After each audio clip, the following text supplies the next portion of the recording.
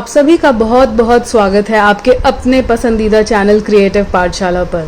तो आज का वीडियो डेडिकेटेड है उन किताबों के ऊपर जिनको मैं बहुत रेगुलरली पढ़ना पसंद करती हूँ, और ख़ासकर अभी लॉकडाउन के समय में मैंने उनको काफ़ी बार पढ़ा है and they our life changing. वो आपके जीवन में काफ़ी अच्छे बदलाव लेकर के आते हैं, जीवन को देखने का नज़रिया काफ़ी हद तक चेंज करते हैं इन डिप्रेसिंग इतने चैलेंजिंग टाइम्स में। तो चलिए फिर शुरू करते हैं। और उस लिस्ट में, उस सूची में सबसे पहला नाम आता है इस किताब का। ये है द सीक्रेट, रहस्य बाय रोंडा बर्न। जैसा कि आप देख पा रहे हैं ये बुक काफ़ी विख्यात है और ये मंजुल पब्लिशिंग हाउस से पब्लिश्ड है। अगर आप प्राइसिंग की बात करें तो आप इसका लिंक चेक कर सकते हैं डिस्क्रिप्शन बॉक्स में, मैं वहाँ पे आपको लिंक दे दूँगी। वैसे ये 350 रुपीज़ की इसकी MRP है। ऑब्वियसली आपको कुछ ना कुछ डिस्काउंट ज़रूर मिल जाता है। तो आप इसकी विषय सूची देख सकते हैं। आप जीवन के कई पहलुओं के बारे में इसमें पढ़ सकते हैं, अपने जीवन को कैसे बेटर बनाएं उन सब के बारे में चैप्टर्स डिवाइडेड हैं, उनको आप पढ़ सकते हैं, समझ सकते हैं। One of the most wonderful books which I have ever come across, मुझे बहुत ज़्यादा पसंद आई है। लाइफ चेंजिंग है, जीवन जीने की शैली, जीवन जीने का तरीका, हम कैसे अपने आप को चेंज कर सकते हैं, बेटर कर सकते हैं, वो इस बुक से, वो इस किताब से हमें सीखने के लिए मिलता है। तो ये सबसे पहली किताब और आपको ज़रूर से ज़रूर पढ़नी चाहिए, द सीक्रेट, रहस्य बाय रोंडा बर्न। नेक्स्ट आती हूँ, ये है लिखी हुई है शरत चंद्र चट्टोपाध्याय जी के द्वारा। नाम है चरित्रहीन। काफ़ी लोकप्रिय ये रहा है और शरत चंद्र चट्टोपाध्याय जी के बारे में क्या ही बोलूं, बहुत ही विख्यात हैं और लेखनी के लिए काफ़ी प्रचलित भी हैं। तो इस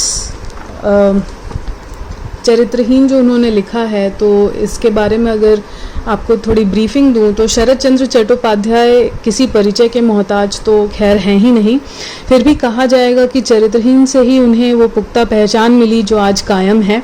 शरत चंद्र और चरित्रहीन को चोली दामन का साथ है, यू कैन से दैट। वो अपने इस उपन्यास से पहचाने जाते हैं। तो चरित्रहीन और तो उनका नाम आपको याद आता है, आपके मन में कौंध सा जाता है। चरित्रहीन एक औरत की मर्मस्पर्शी कहानी है जिसमें त्याग, बलिदान, कर्तव्य बोध की भावना कूट कूट कर भरी रहती है और समाज उसे जो भी नाम देता है। तो क्या ये स्त्री जो है, जो स्त्री का ये रूप लाया जा रहा है, तो इसके बारे में आप पढ़ सकते हैं। बहुत ही अच्छी तरीके से लिखी हुई, बहुत सारी चीज़ों को बहुत अच्छे तरीके से पिरोया गया है।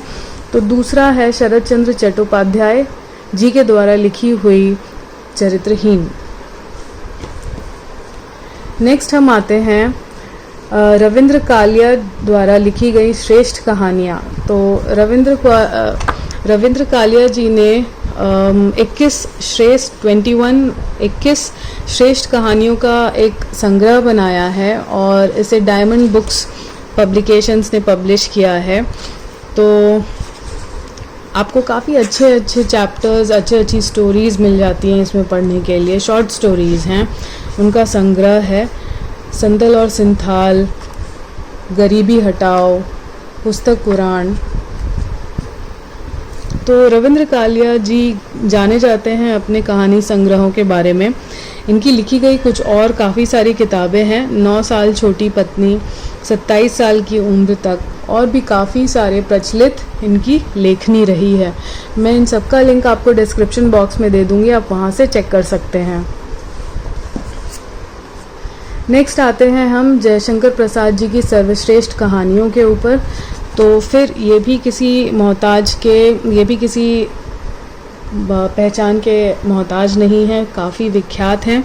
जयशंकर प्रसाद जी का जन्म तो माघ शुक्ल दशमी को काशी में हुआ था और इस संकलन में उनकी आकाशदीप, मधुआ, घीसू, नीरा व आंधी जैसी कालजयी कहानियों का संग्रहण है और जिसको आप पढ़ सकते हैं। बेहतरीन है और सुंदर छपाई भी है, सुंदर प्रिंट है। ज़रूर से ज़रूर देखिए, पढ़िए जयशंकर प्रसाद जी की सर्वश्रेष्ठ कहानियाँ, जो मुझे पर्सनली काफ़ी पसंद आती हैं। सिंपल लेखनी हैं, आप समझ पाएंगे। अगर हिंदी पढ़ने में रुचि रखते हैं तो ज़रूर समझेंगे, तो ज़रूर पढ़िए। नेक्स्ट आती है कमलेश्वर जी की लिखी हुई पति पत्नी और वाह। तो कमलेश्वर जी ये एक वरिष्ठ उपन्यासकार रहे हैं और ये उपन्यास समकालीन समाज में पुरुष मानसिकता को उधाड़ कर रख देता है। तो ये बहुत ही जो हमारी सोसाइटी रही है, चाहे वो मेल डोमिनेटिंग कह लीजिए या जो भी मेल की मानसिकता रही है, पुरुषों की मानसिकता रही है बहुत सदियों से, उसको चैलेंज करती है। उसके कई पहलू हमारे सामने लेकर के आते हैं कमलेश्वर जी। तो ये भी काफ़ी इंटरेस्टिंग है, पति पत्नी और वह। नेक्स्ट है अमीश जी के द्वारा लिखी हुई इक्ष्वाकु के वंशज।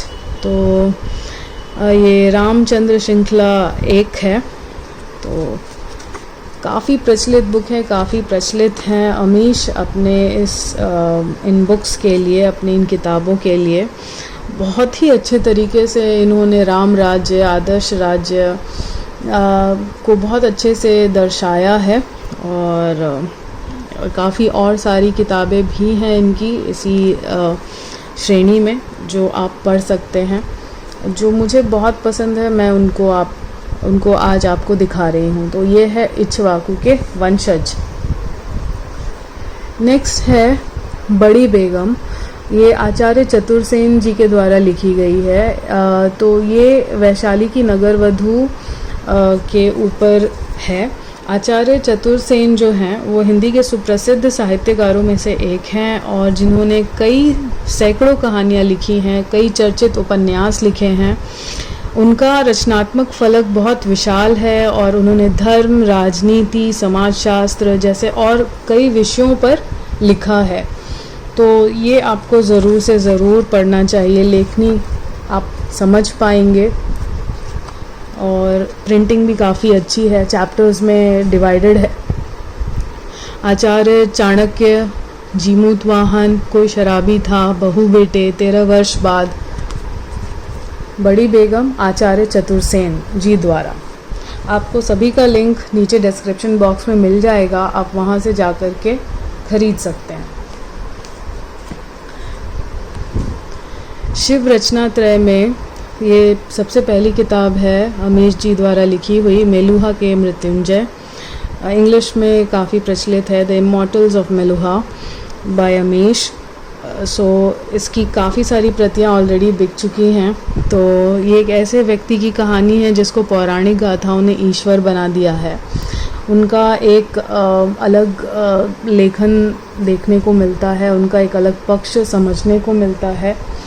तो ये ज़रूर से ज़रूर आपको पढ़नी चाहिए। बहुत ही अच्छी तरीके से लिखी हुई, अपना पक्ष रखते हुए उन्होंने बहुत सारी चीज़ों को उजागर करने की कोशिश की है। नेक्स्ट जो मुझे काफ़ी पसंद है वो है गुनाहों का देवता। धर्मवीर भारती जी ने इसको लिखा है। तो धर्मवीर भारती जी जो हैं वो एक बहुचर्चित लेखक हैं, संपादक भी रहे हैं और उन्होंने और भी काफ़ी सारे उपन्यास हो गए, कहानियाँ हो गई, उनको लिखा है। सांस की कलम से, मेरी वाणी, गौरिक वसना, कनुप्रिया, 7 गीत वर्ष, ठंडा लोहा उनमें से एक हैं। लेकिन जो सबसे प्रचलित और जो मुझे बहुत पसंद है वो है गुनाहों का देवता। धर्मवीर भारती द्वारा ये लिखी गई है। और अगर इसके कुछ पृष्ठ में आपको दिखा सकूं तो इस तरीके से काफ़ी सिंपल ल्यूसिड लैंग्वेज है जो आप इजीली समझ सकते हैं। तो ज़रूर अगर हिंदी पढ़ना पसंद करते हैं तो ये किताब आपकी लाइब्रेरी में ज़रूर मिलनी चाहिए। गुनाहों का देवता, धर्मवीर भारती जी द्वारा। नेक्स्ट है शिव रचना त्रय में ये दूसरी किताब है, नागाओं का रहस्य। ये उसके बाद की सेकेंड बुक है, अमीश जी द्वारा ही लिखी गई है। तो एक बार जब आप वो किताब ख़त्म कर लेते हैं तो आप खुद ही खुद इंटरेस्टेड होंगे इसको पढ़ने के लिए। तो ये नागाओं के रहस्य के ऊपर है, ज़रूर पढ़िए।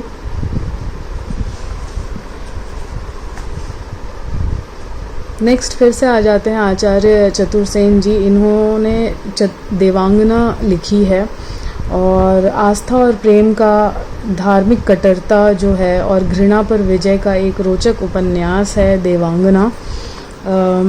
तो ये वैशाली की नगर वधू, वयम रक्षामा, सोमनाथ जैसे सुप्रसिद्ध उपन्यासों के लेखक रहे हैं और लेखनी काफ़ी अच्छी रही है, सिंपल है, आप इसको ज़रूर पढ़ें। देवांगना आचार्य चतुर्सेन द्वारा लिखी हुई। नेक्स्ट आता है अंधा युग। ये धर्मवीर भारती जी द्वारा लिखी हुई है और इनके अन्य काफ़ी और सारे प्रकाशन हैं, लेकिन ये आपको पढ़नी चाहिए। और ये इनके बारे में है बेसिकली, धर्मवीर भारती जी के बारे में। अंधा युग इन्होंने कैसे कैसे लिखा, ये अपनी लेखनी में इसमें काफ़ी कुछ बताते हैं। अपने डर, अपने जो इनकी सोच है उसको प्रकट करने की इन्होंने पूरी कोशिश की है, तो ज़रूर पढ़ें अंधा युग धर्मवीर भारती जी द्वारा। नेक्स्ट हम चलते हैं जेल डायरी के ऊपर। तो तिहाड़ से काबुल कंधार तक ये किताब लिखी गई है शेर सिंह राणा जी द्वारा, जेल डायरी। और जो 25 जुलाई 2001 को फूलन देवी जब जो वहाँ सांसद रही हैं, उनके निवास से निकलते समय गोली मारकर हत्या उनकी कर दी गई थी। शेर सिंह राणा, धीरज राणा और राजबीर को इस वारदात का मुजरिम बनाया गया था। 25 वर्ष शेर सिंह राणा ने अभिकथित रूप से देहरादून में अपने को स्वयं कानून के हवाले कर दिया था। ये उसकी आपको पूरी जानकारी देता है। काफ़ी सारे क्रम चैप्टर्स में इसको डिवाइड किया गया है, भाग 1, भाग 2, और उसको आप ज़रूर पढ़ें अगर आपको इंटरेस्ट है। काफ़ी सारे चैप्टर्स हैं जेल डायरी, उनका पक्ष भी आपको देखने के लिए ज़रूर मिलता है। तो ये है जेल डायरी, शेर सिंह राणा जी के द्वारा लिखी गई। नेक्स्ट आता है प्रेमचंद जी द्वारा लिखी गई गुल्ली डंडा व अन्य कहानियाँ। तो प्रेमचंद जी के बारे में क्या ही कहूँ, ये तो बहुत ही फेमस हैं और बहुत ही ज़्यादा विख्यात है अपनी लेखनी के द्वारा। हम लोग इनको अपने स्कूल लाइफ से, अपने स्कूल के समय से पढ़ते आ रहे हैं और काफ़ी प्रसिद्ध, काफ़ी सारे जीवन के पहलुओं को आपके सामने प्रस्तुत इन्होंने किया है। काफ़ी सारी इनकी रचनाएं रही हैं, उनमें से एक है गुल्ली डंडा भी, और साथ ही साथ अन्य कहानियाँ भी हैं इस किताब में, तो ज़रूर इसको भी पढ़ें। इसके बाद आती है फिर से प्रेमचंद जी के द्वारा लिखी हुई रंगभूमि। तो रंगभूमि जो है वो आपको काफ़ी कुछ जन जन तक पहुंचाने में आपको काफ़ी सारे जो पहलू होते हैं जीवन के, जन जीवन के, उनका क्या असर रहता है किसी के भी जीवन पर, तो उसको ज़रूर पढ़िए, आपको अच्छी लगेगी। प्रेमचंद जी द्वारा लिखी गई रंगभूमि। और आज की लास्ट पुस्तक है शरद चंद्र जी द्वारा लिखी गई श्रीकांत। ये एक अविस्मरणीय साहित्यिक कृति है और श्रीकांत जी अब एक बहुत कम उपन्यासकार ऐसे हुए हैं जिनके लेखन में देश की मिट्टी की सुगंध आती है, तो उनमें से एक हमारे श्रीकांत जी भी हैं। तो शरद चंद्र चट्टोपाध्याय भी एक ऐसे ही कथाकार थे। उनकी कथाओं व उपन्यासों का हर पात्र कहीं ना कहीं अपने ज़मीन जुड़ाव को से हमेशा प्रतीत होता आया है। शरद चंद्र जी द्वारा लिखी हुई है श्रीकांत, तो ये भी काफ़ी अच्छी है। इसमें क्या है, बड़े बड़े अक्षर हैं और आपको इनकी लेखनी भी बहुत ही आसानी से समझ में आने वाली है, तो ज़रूर पढ़ें। श्रीकांत शरद चंद्र जी द्वारा लिखी गई है ये किताब। आज के लिए बस इतना ही, फिर मिलती हूँ आपसे अगले वीडियो में। तब तक के लिए अपना ध्यान रखें, सुरक्षित रहें, घर पर रहें। Stay home, stay safe.